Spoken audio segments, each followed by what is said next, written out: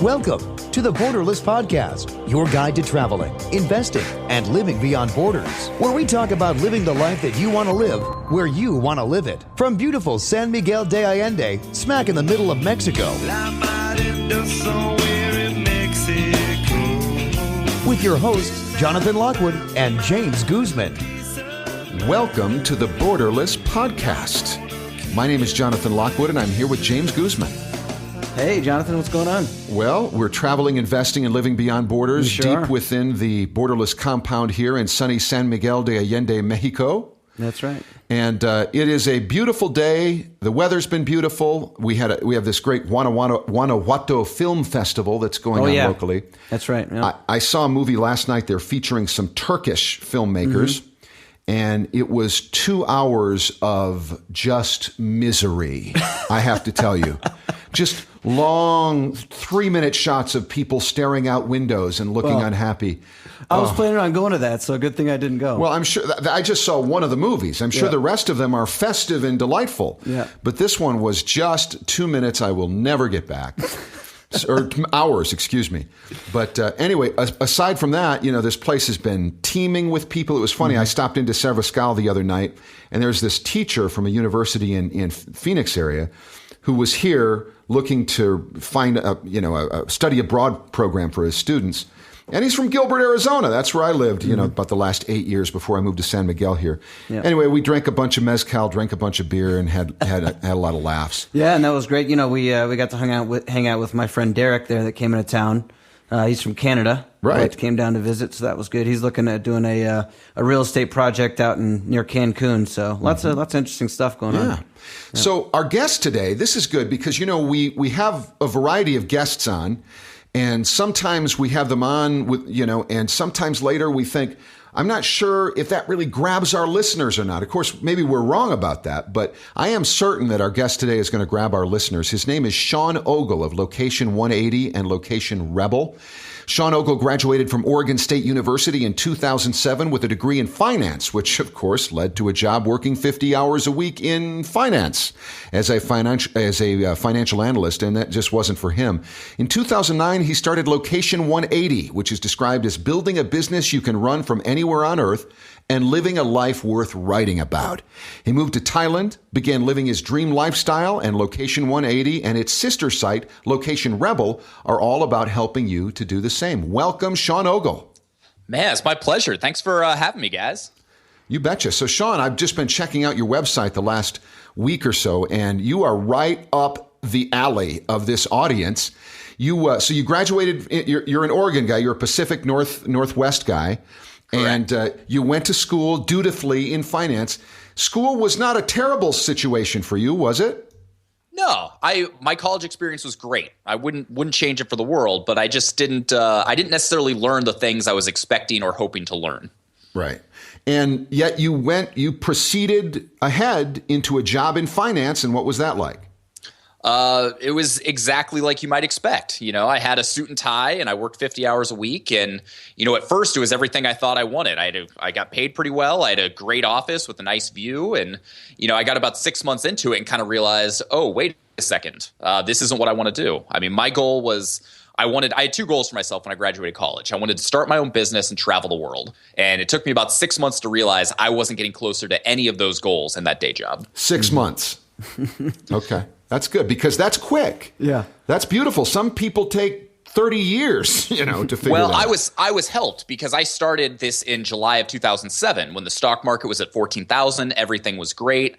And really quickly from that moment on, everything started tanking. So, by the time February of 2009 rolled around, the market's at 6,500. My boss is miserable. Our clients are miserable. I'm miserable. So if it had been a bull market and we had experienced the opposite, then it probably would have taken me a lot longer to come to that realization. Yeah, and it sounds like that. I watched the video of you that you had an experience in Brazil, I believe it was, and that was kind of the waking up moment for you, where you decided that it was no longer for you, right? Exactly. So I saved up all my vacation time for a year. And in February of '09, me and one of my best friends, we went down to Rio for Carnival. And we danced in the Carnival parade. We went down to Iguazu Falls. We went hang gliding over Rio. And it was on my last day. We were sitting on Copacabana Beach, drinking coconut, kind of looking out at crystal clear blue waters, some hot girls playing volleyball. And it's just like, we should be able to do this whenever we want. And I went back to rainy Portland. I got a 20% pay cut the day I got back because the business wasn't going very well. And that was like, all right, it's all the sign I need. Like, I need to make a change. Right. Well, that's great. And so then when you started this business, it sounded like it didn't take you a very long time in order for you to start making enough income to live off of. Yeah, so I started Location 180 in May of 2009. I left my job that October, and I moved to Thailand the following January. And it was probably a solid year to a year and a half before I was actually making legitimate money through the blog. But what I ended up doing was doing freelance SEO. And so I kind of built up this skill set as I started the blog, and I learned how to use WordPress and learned about search engine optimization. And so that's what I did. I was basically freelancing, and I was working for a guy out in Asia who was kind of, becoming a mentor a little bit. And he was paying me a little bit of money to pay for my basic living expenses. But that was how I really made the transition from, day job to doing what I'm doing now, was that kind of intermediary step of freelancing. Right. Very good. I was looking at one of your posts. It's entitled "Why My Lifestyle Business Has Been So Successful." And right at the very top, you say, if you haven't noticed, I've been talking a lot more about business building lately than I have in the past. He says, why? Because the site is evolving. I am evolving. And all of this is so good for me. I mean, I feel this happening to me now. I'm going to be 50 in a year. And yet it seems like I'm associating more and more with people who are a lot younger than I am. And it's been helpful. And it's given me, even though I do have a successful business now, I probably don't work more than 10 hours a week, which is fine, but I wouldn't mind working 20 or 25. Maybe I could start another business myself, So it's exciting to be associated and connected to people who recognize that you can evolve and you can make something more of your life if you want to. Absolutely. And it was interesting you bring that post up. I mean, that was an old post, and I haven't thought about it in a while, but you start thinking back, that was probably 2011, 2012, and was like, when I started the site, I was essentially going through my quarter life crisis. I was miserable. I was unhappy, and I just started writing. I wrote about the most random things you could imagine. I mean, you can go back to the archive, SeanOgle.com/archives, go back to May of '09, June. And it was kind of around that point where I started figuring something out. And that was when the site kind of, found itself a little bit. And it became about travel and entrepreneurship and how to build a business around the things that you love doing, or rather how to build a business that lets you do more of the things that you like to do. And so that was a profound moment for me when I kind of said, hey, this is actually working. I'm doing this. And I love the transparency. Like you say, it's just like a log of your life. On this very post that I'm talking about, you go, okay, so this is the money I earned. And you just lay it all out there. You've got money from the consulting work, money from affiliate income. You've got your business expenses, and, you're making good money. Even back then, you're making over $5,000 a month, which is a lot more than many location independent businesses are. So good for you for laying it all out there and giving people something they can sink their teeth into. Sometimes we are listening to people or we're reading some of their work, and but how much does he make? It comes down to that a lot. What do you think he's doing, though? Right. He's always traveling the earth and he's talking about investments, but is he really? So here we get to actually see what you're doing. I think that's cool. Well, and I think one of the coolest things about the site is you look at a lot of people that talk about similar things to me. You look at like the Tim Ferrisses of the world or the Chris Gilbos, and they seem like they just kind of appeared out of nowhere. It was like they were immediately successful. It's like the first time you hear about them, they're already a New York Times bestselling author. Well, with me, you can go back to the very beginning of the site and you can see how miserable I was when I was still in my job. And you can see the transition of moving to Thailand and struggling with starting the business and building the business and scaling the business, et cetera, et cetera. So I think it just makes things a little bit more real and a little bit more relatable. And that's why, I've had people that are like, oh, why don't you delete all those old posts on your site? Nobody wants to read those. I would say that, those are some of the most important sites or posts to read, because it just kind of sets the stage for where I'm at now, saying, hey, I wasn't an overnight success. This has taken a lot of years of hard work to get here. Mm-hmm. Yeah. So now that we've kind of laid out the transition that you've made, how would you describe the difference between your old life and your new life? Night and day. I mean, I don't even know how else to describe it. Now I travel 3 or 4 months out of the year. I golf 4 or 5 times a week.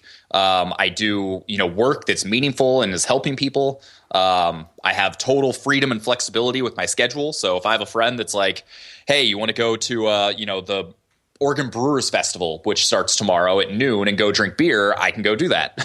And if I want to work late at night or early in the morning, I can do it all around my schedule. Whereas before it was 7:30 to 5, Monday to Friday.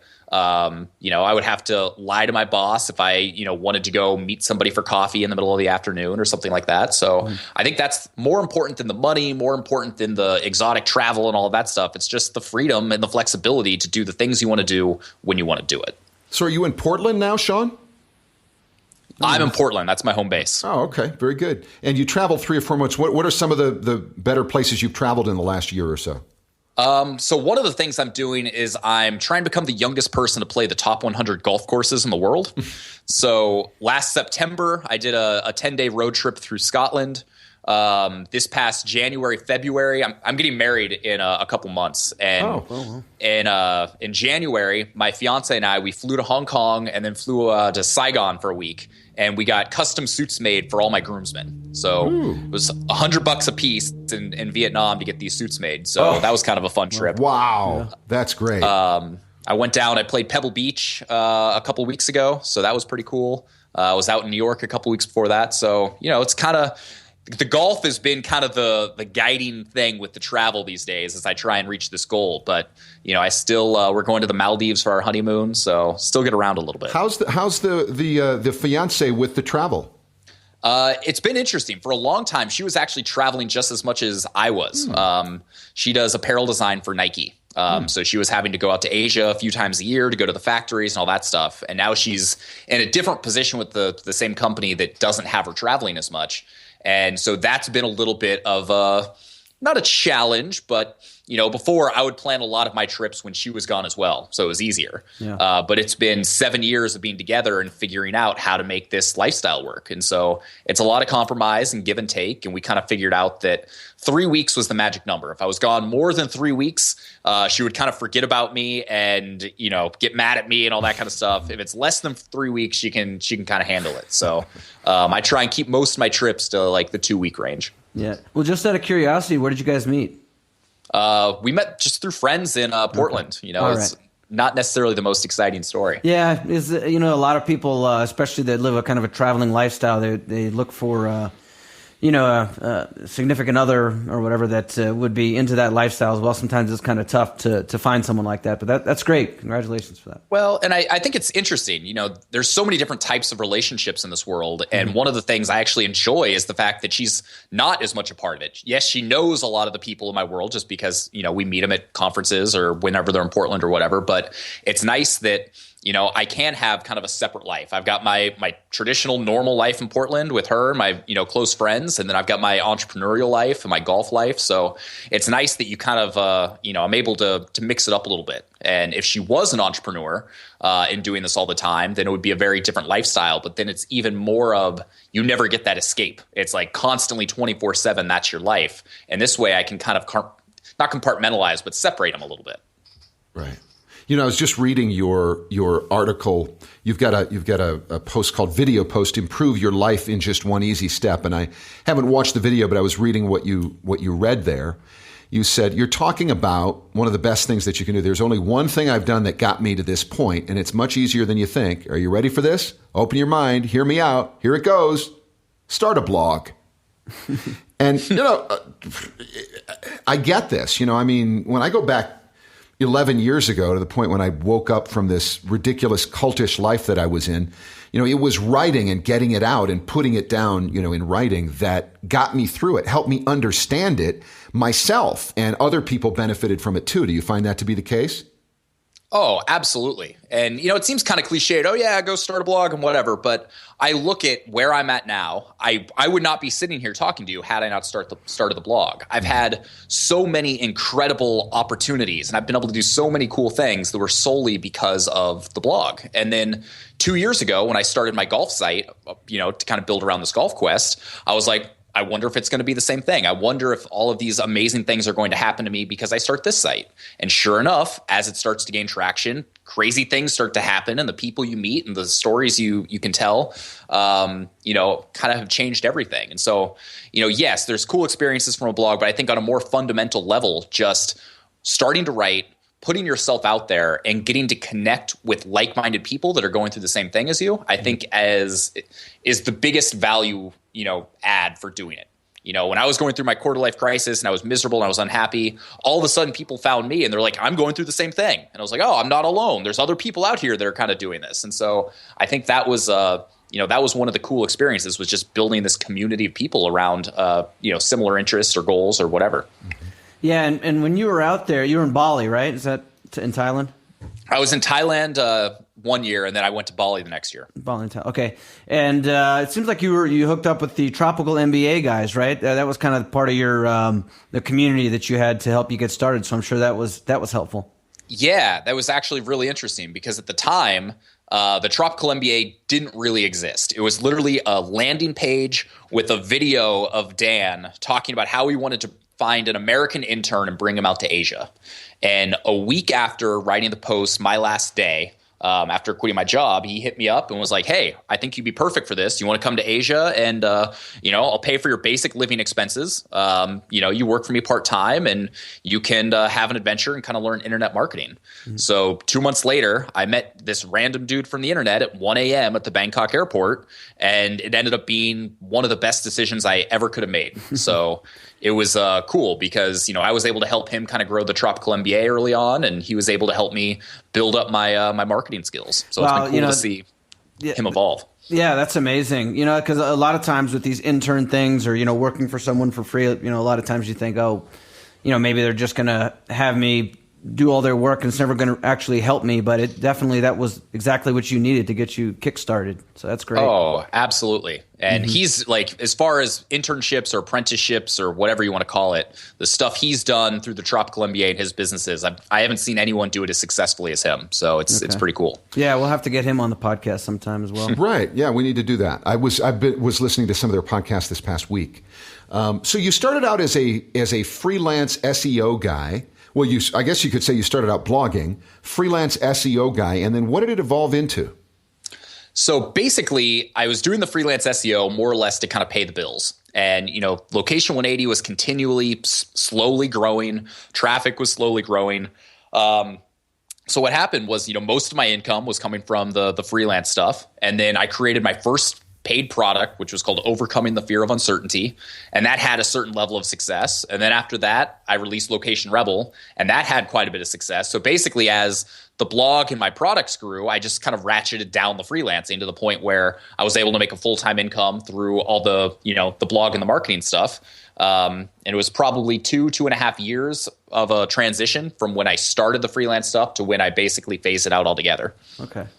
A little more nuts and bolts about the freelance stuff. So did you know SEO before you went there? No, not really. It's like I had started the blog, so I knew some of the general concepts. I knew what I was trying to accomplish with it, but that's where I was able to really get hands-on and spend a lot of time kind of learning it. Okay, and how were you able to learn what you needed to in order to sell your services? Well, basically, it got to the point where Dan kind of gave me the opportunity. He's like, hey, here's the sites we're trying to rank. I'm here if you need me. I'll help you out, wherever you need it. But otherwise, experiment. Just try a bunch of stuff and see what works. And I think, that's something I talk about a lot. And I think that's one of the big benefits of starting a blog early on is if you're trying to learn a skill, if you're trying to learn copywriting or SEO or whatever, if you don't have a way to practice that skill, you're not ever going to learn it outside of the theory behind it. And so your blog can essentially become like your training ground while you're learning these things. So, Location 180 was my training ground. And then I went and worked for Dan and had a few of his sites. And those became kind of my training ground to the point where I got some big wins and I kind of learned a few things that worked. And I was able to then take all that knowledge and start approaching other clients. Okay. And I'm looking at your Location Rebel site right now. And why don't you walk us through how this would go? Let's try to picture the sort of person that might be interested in this. Why don't you give us a typical sort of person? Who is the person who signs up at Location Rebel? Well, one of the things that's kind of fascinating to me is there is no typical person. It's everywhere from the high school graduate that doesn't want to go to college and wants to start working on something on their own, to the 65-year-old housewife that just wants to make a little bit of side income now that the kids are out of the house, to, the 35-year-old from the UK that wants to go travel the world. I mean, it really, truly is all over the map. But I would say the majority of the people we get, they've been in some sort of a day job for a while.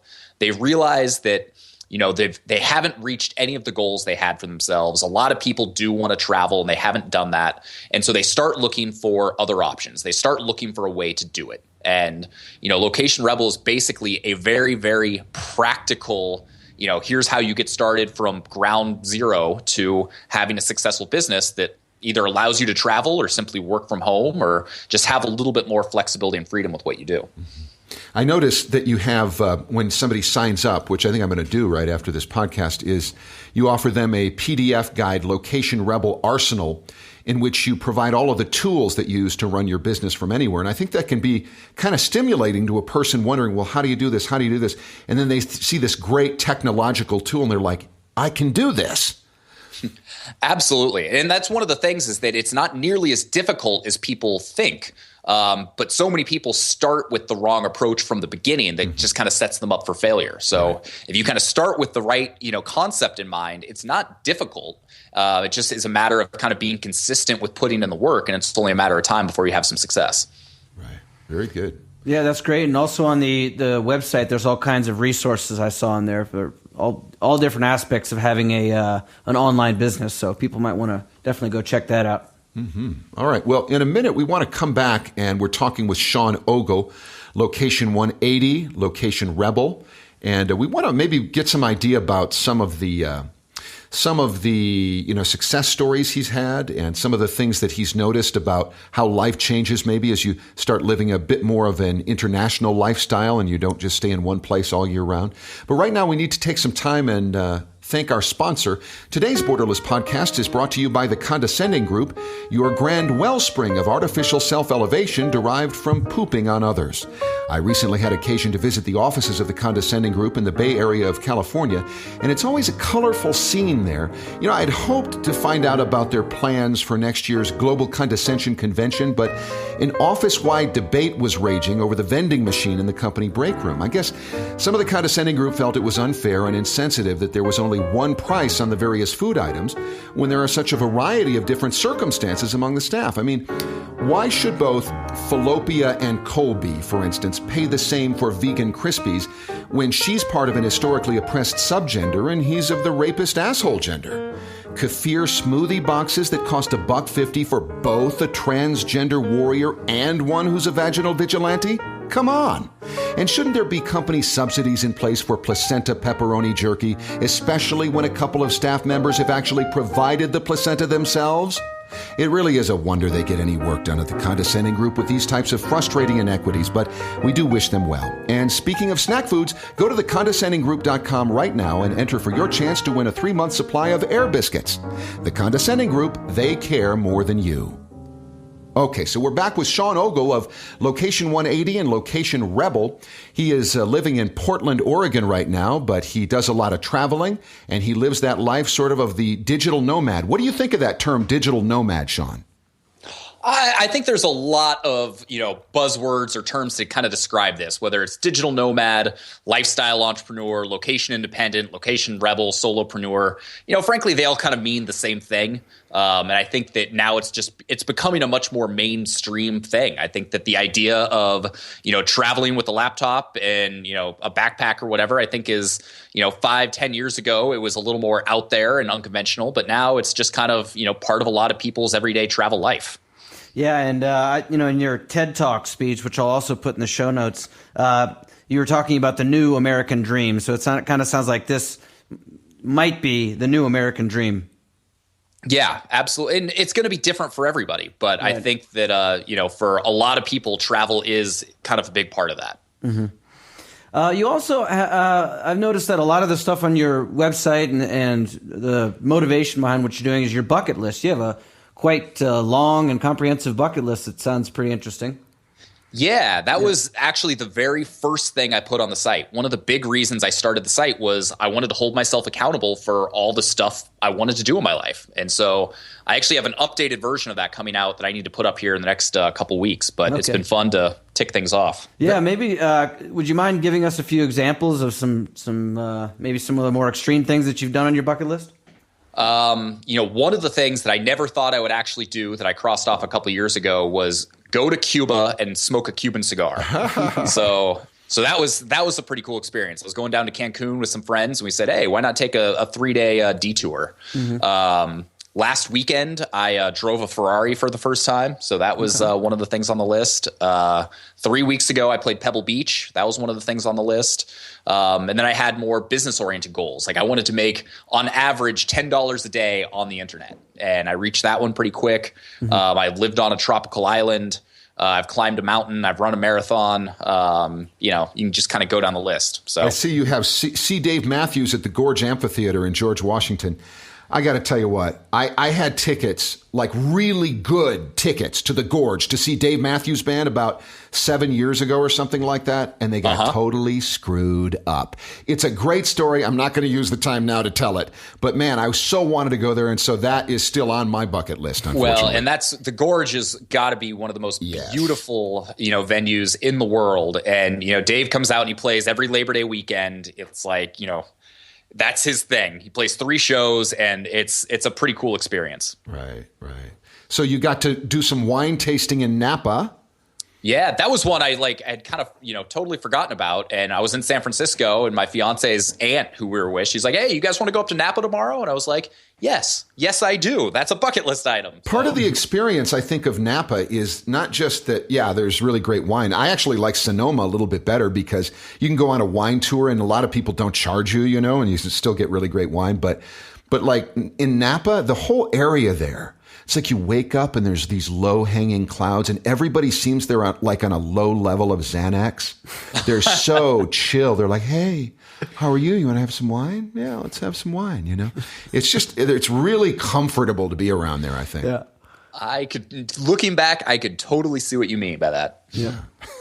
Now, we've gone over a few places that you've been. Are there some more places that you'd like to go, or what are some of your favorite places in the world now?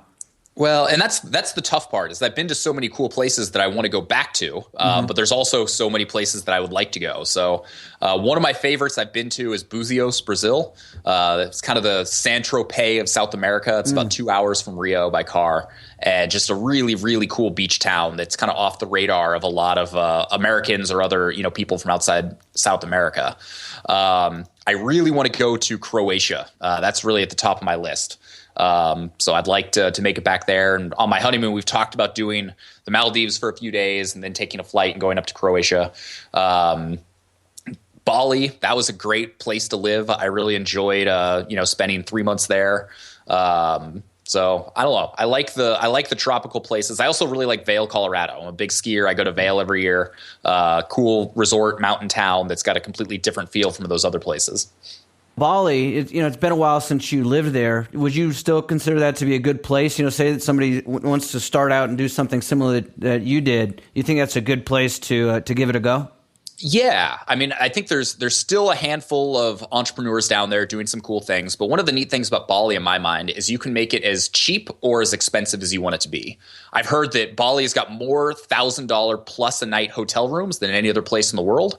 But you can also find a, $10, $15 a night bungalow or hostel as well. So, the place that I, used to eat every day for lunch was probably $2 or $3 a meal. So, really affordable. And then if you wanted to, go ball out one night, we could go to Coup d'etat and have $14 cocktails.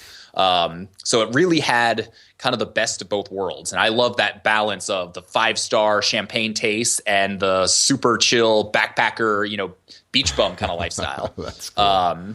And Bali in particular, it's got, like, a lot of people say, would you rather go to Bali or Thailand? And the way I look at it is Bali has everything that Thailand has over the course of the whole country, except it's got it on one small island. So if you want to go hiking in mountains, you can go do that. If you want to go down to the islands, you can do that. If you want the club and kind of the bigger city feel, you can do that. Even though it's not like it's a Bangkok or something, but they're pretty good sized towns. So I just think it's a cool island because it's small, but it still has a lot that you can do that's going to cater to a lot of different lifestyles. Here's one I'm trying to understand. You have this checked off. Go to the airport, board a plane with no preconceived ideas of where it will be going. How do you do that? Do you tell the gate agent, don't tell me, just put me on a plane and you blindfolded? Basically just show up at the airport and look at the available flights and then decide where to go. Okay. So you're going to the airport without a preconceived idea. I thought somehow you blindfolded yourself and said, don't tell me. That would be cool though. I need to figure that out. Like some earplugs and some a blindfold and a friend that hopefully isn't going to be very mean. That can like get me on the plane and I end up in like Abu Dhabi or I don't know. But yeah, I was in when I was living in Thailand. They were having huge protests, the red shirt protest, big political thing. It's kind of a long story, but bottom line, the city was like under siege. Like the biggest mall in Thailand got burnt to the ground from Molotov cocktails. There was shooting everywhere. They instigated a curfew. And I was like, rather than deal with this curfew, I'm going to head straight to the airport and I'm going to figure it out, there. So I got in the very last cab I could get. It was 4 times as expensive as it should have been. I got to the airport and I was like, all right, where can I go? And this was when I was still working with Dan. So I sent him an email. I said, hey, I'm at the airport. There's a flight leaving from Manila in 3 hours. Can you come meet me? Can I stay with you? And he's like, absolutely. So I hopped on a plane to Manila. I ended up spending a month in the Philippines hanging out with Dan and traveling around. And then I went back to Thailand where it was all swept under the rug and people were acting like nothing had ever happened. Oh, that's nice. Well, see, this is interesting because, you do live this life, but right now you're in Oregon. That's your home base. And, a lot of people, when we talk about living a borderless lifestyle or, living internationally, this type of thing, they have trouble with the idea of leaving their home state or city or country. But you've been able to do this, but you still are, back where you grew up. So you haven't necessarily broken all ties or anything like that. So that's interesting. Well, and there's so many people that are like the permanent travelers and the true digital nomads that are always on the road. Mm-hmm. Frankly, I live a relatively normal life for someone that's doing this kind of unconventional stuff. Like I own a house in Portland. It's like I'm sitting in my home office right now. And I've found over the last 5 or 6 years, I've just kind of created the perfect life for me. For some people, that's permanent travel. For some people, that's no travel. But I've kind of found that, once or twice a month I'll take a trip, but I like having my space. I like, having, my office. I like being close to the city here. And that's really what it's all about. So It's like you can hook people with the travel side of things and all that, exotic stuff. But really, when it comes down to it, the whole reason we build this type of business is to be able to do what you want to do. And so that's kind of what I'm doing. Completely identify, Sean. Completely identify. Yeah, there's a wide variety of people who are involved with this. I wanted to ask you about this do something newsworthy that you have crossed off. What happened in May of 2011? Oh, that's a good question. I think that was when I ran the marathon without training. So basically I'd signed up for a marathon and got like 2 weeks into my training, got shin splints, stopped training, forgot about it. Ended up running the marathon anyway, and the BBC saw my article about it. And so they basically picked it up and, did a whole post on how I ran a marathon without training. So that was pretty interesting to get the call from that reporter. I was like, what, me? You want to talk to me about that? So, So what would you say are some, because you have all these resources and some of them are actual physical things and some of them are websites and things like that. For someone that wants to start a digital nomad type lifestyle, what are the most important things that you would say that they need to get a hold of? Well, it's kind of a very broad question because, is it the things specifically related to their business? If that's the case, then obviously you're going to need a hosting account and a domain and, WordPress or something like that. Yeah. If you're just traveling, something like Skype is going to be essential. That's how we're able to talk here. I'm here in Portland. You guys are down in Mexico. There's other more organizational type things. There's travel related things. So, it's kind of a tough question to answer without having. I see that you recommend the Power Book, right? The Mac. I use a MacBook Pro. Pro. Yeah, that's what we're on right now. So. Seems to make everything easier. I switched from PC like 3 or 4 years ago, and it was the best decision I ever made. Yeah, me too. It took me a long time, man, but I'm right there with you. Oh, you also are big time into video and photography, right? Yep. Yeah, so am I. I use a Canon Rebel.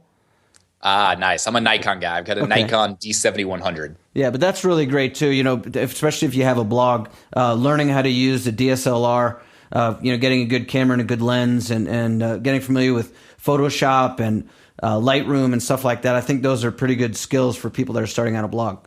Oh, absolutely. And that's basically been the huge driver of my golf site, actually. So my golf site is breaking80.com with 80 spelt out. And as I'm playing these top 100 courses, I take photos of every single hole. So basically, I've gotten an Instagram account that's got quite a few followers. Golf Digest has posted a bunch of my photos, and it's all because I've taken the time to kind of learn how to properly, edit these landscape golf shots. So definitely a good skill to have when you're blogging. Yeah, absolutely. And, I do that here around town. That was kind of the first thing I did when I came here to San Miguel de Allende. I didn't know anybody, and there was a big festival going on. So I volunteered to photograph the event, and they loved the photos. And ever since then, everybody knows me around town for that. So that's a great skill to have for people out there that are thinking about doing something like this. Very cool. That's awesome. Yeah. You use the Bose headphones. The only reason I'm going through this, I think it's kind of interesting, the type of equipment that people use that they find useful. Yeah, I'm lost in it right now. I forgot we were doing a podcast, actually. This is click. You guys go to location 180 and click on resources. And he's got a really exhaustive list of stuff that I don't even want to, and subcategories of them. So I recommend checking this out. I'm going to look at it now. Now I need to go and update it. I don't think I've updated it in a year or two. Yeah, no, what's this iPhone 3 you've got on here? Yeah, right. No, exactly. I'm kidding.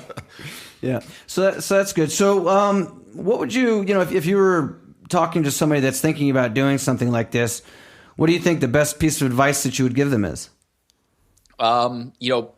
To be honest, the best piece of advice I would give them is forget about your passion.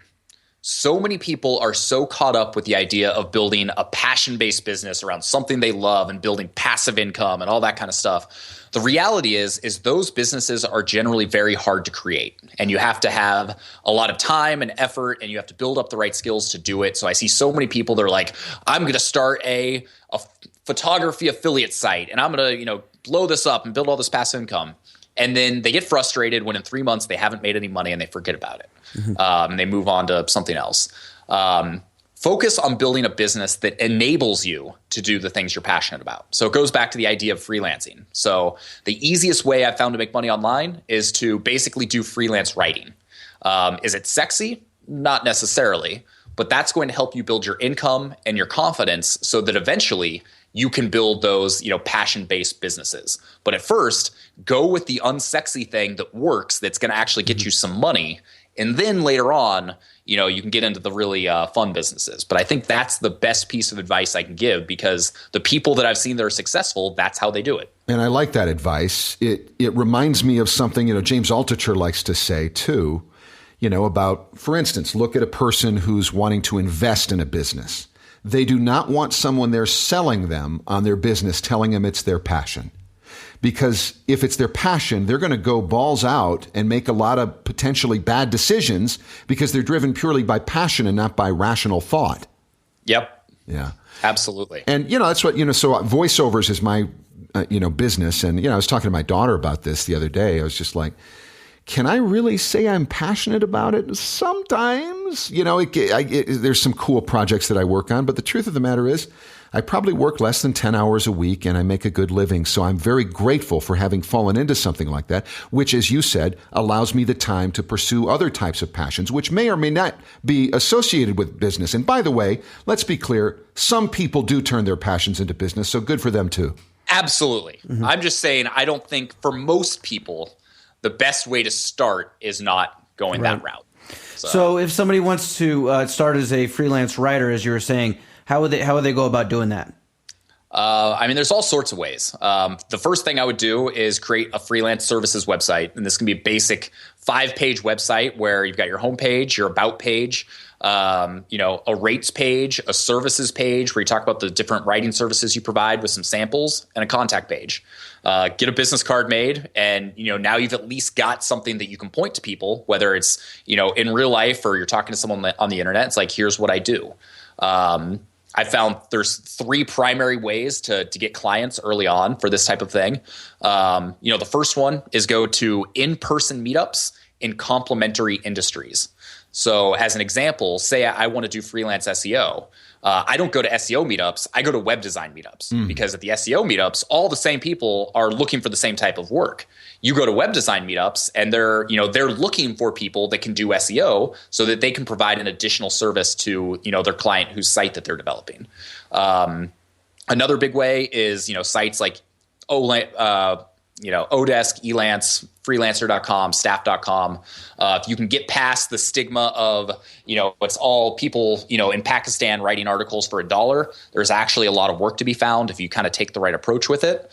And then finally, cold email. If you approach cold email the right way and you get the right list of people and you're personal with it, and you don't just try and send a blanket email to 200 people, I've seen that probably be the most effective way people get freelance writing work online. Right. Okay. Yeah, that's interesting. Because I did have that impression that Odesk and these places like this, that you can find work, but you're not going to get paid a whole lot for it. But and that's not necessarily true. It's like, yes, there are people that kind of stick in that lower level, but especially once you've got a few jobs under your belt and you kind of get your reviews and your credibility within the site raised up, that's where you can really start finding a lot of the higher paying jobs. Yeah. Well, that's great advice. Maybe you could do some market research, find out exactly what the skills that you have that you can earn the most money at, and just start with that and build up if you want to have a passion business or your own blog or something like that. I mean, you would say that this Location Rebel, that is your passion business. Would you say that?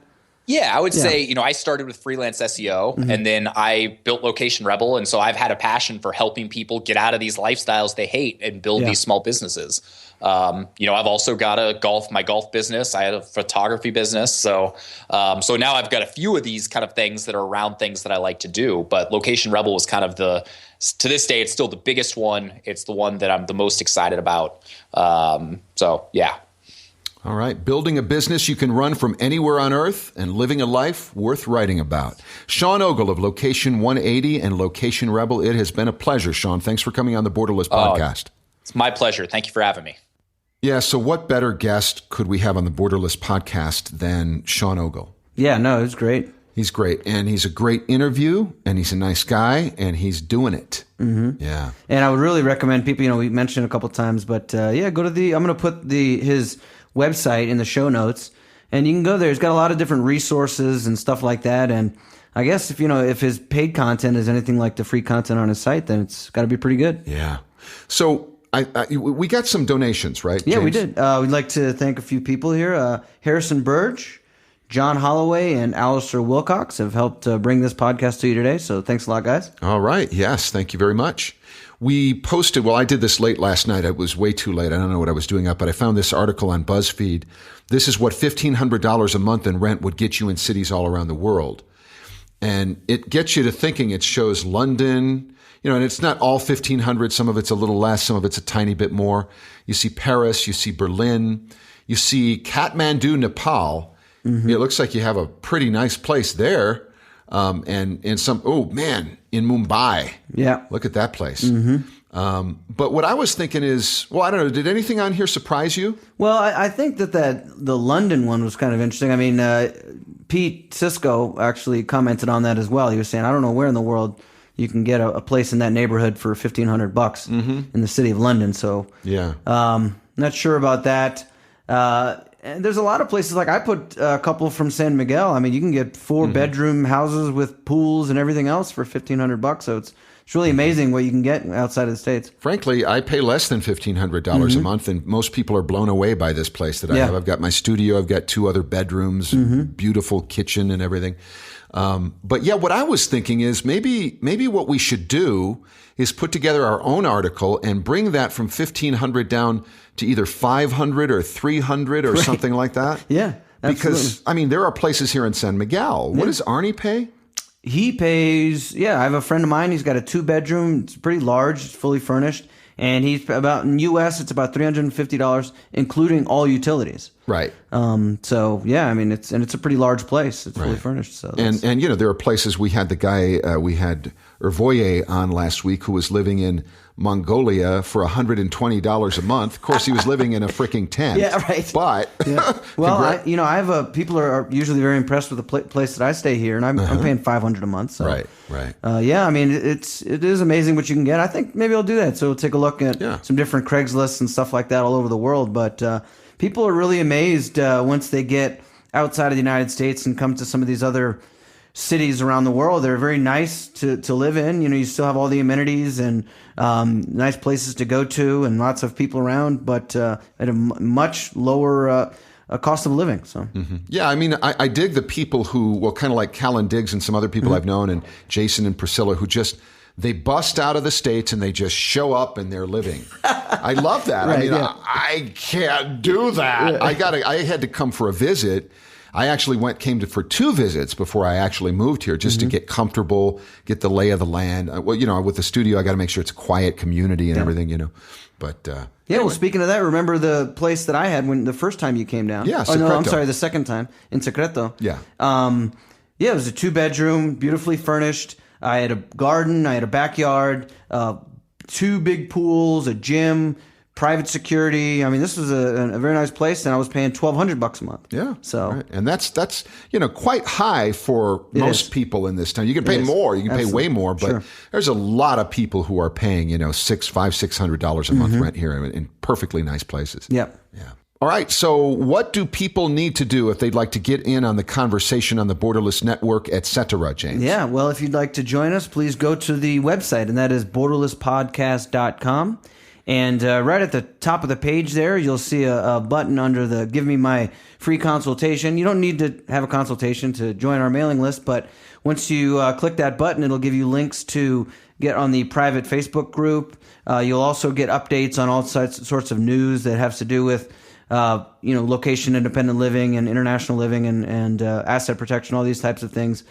And so do that, and then you can join the conversation. And there's all kinds of digital nomads that from all over the world that can help you with your journey. And if you'd like to, I'd also be happy to have a short conversation with you if you need help getting past some certain difficulties that you happen to be having. So I'm enjoying this Borderless Network thing because, I like we talked about in a recent podcast, I try not to put anything out there like that drips with politics or philosophical things that people mostly disagree with.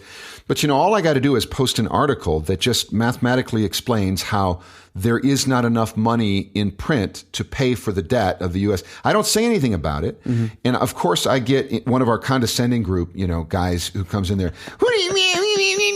And I just forget it. You know what? Right. I don't need the hassle. I don't need to waste the time. I'll post it in the Borderless Network from now on, and not have to put it on my primary page. Yeah, absolutely. Yeah, it's good to have a good community of people that you can be kind of open with and stuff like that, and they're not going to be nasty. So right. So get in on it, folks. BorderlessPodcast.com. Do it. Another Borderless podcast coming up soon. Thanks for joining us for the Borderless Podcast. Traveling, investing, and living beyond borders.